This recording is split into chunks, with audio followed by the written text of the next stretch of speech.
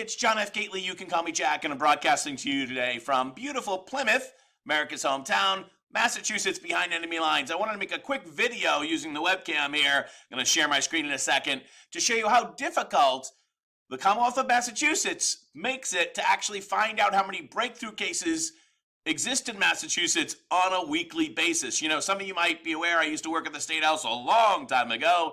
I worked there for like almost 5 years, and I also went to Suffolk University directly across the street, got a master's degree in public administration right there at Beacon Hill, and I'm aware of how difficult the government can make it when they're obligated to publish data, but they really don't want to. So I'm going to show you the methodology of actually how I've been producing these reports on a weekly basis. Let's cut to the screen. You know, I am running a business here. Okay, so the first thing you're going to do is head over to mass.gov, click the yellow COVID thingy, and skip the survey. Scroll down to the latest COVID data. There you go, right there.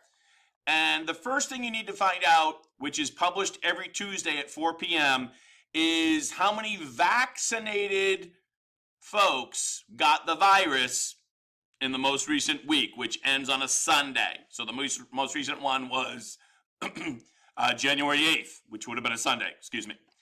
So how do you find that? Well, that's not always easy to find. You gotta go to interactive data dashboard, I believe. No, not there. Raw data? No. County level? No. Massachusetts COVID vaccination data. Let's click that. And once you go there, you don't want the daily report, you want the weekly report, which is issued on the Tuesday. You get it. So there you go. And so this is COVID cases in fully vaccinated individuals.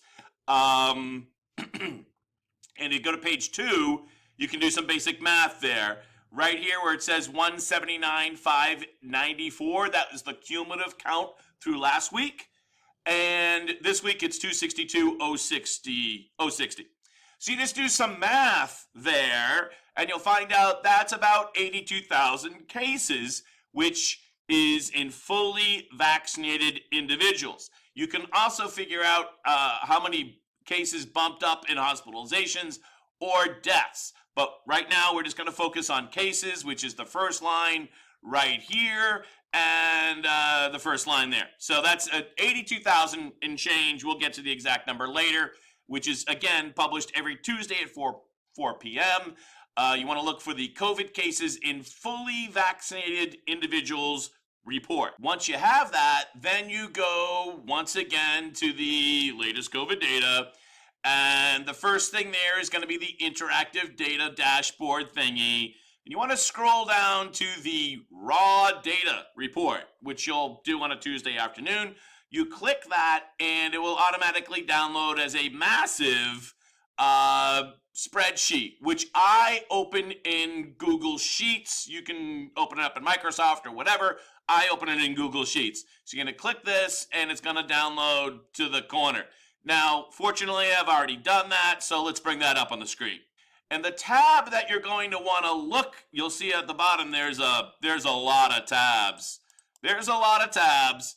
The tab that you need to look at is cases by date, test date.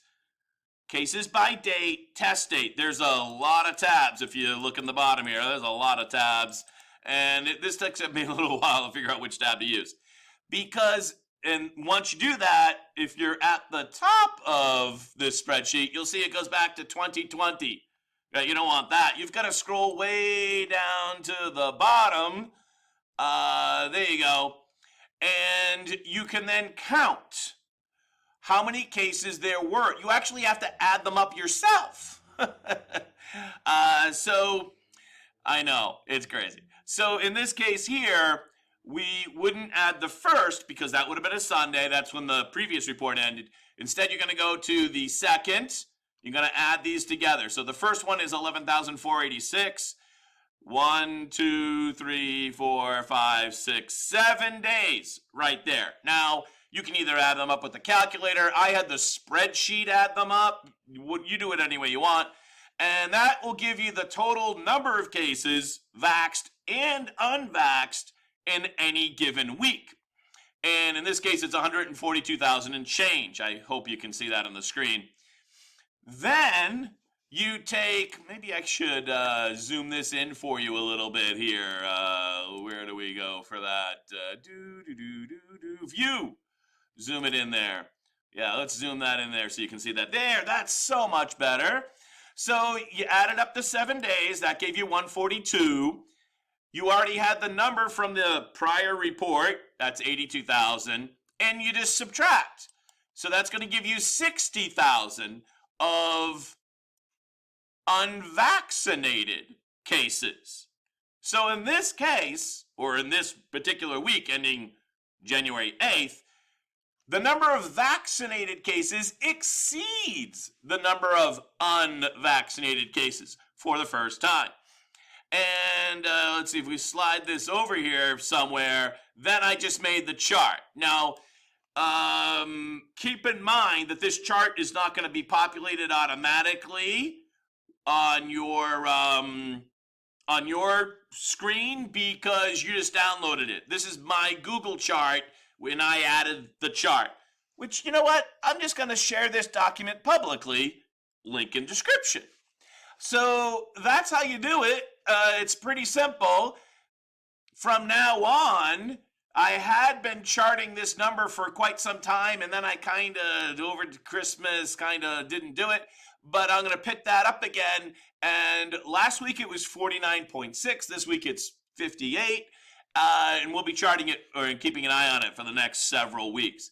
So that's how you do it. It's not that hard, but they don't make it super easy either. Hey, thanks for watching. I'm John F. Gately. You can call me Jack from beautiful Plymouth, Massachusetts. Behind enemy lines. Have a great day.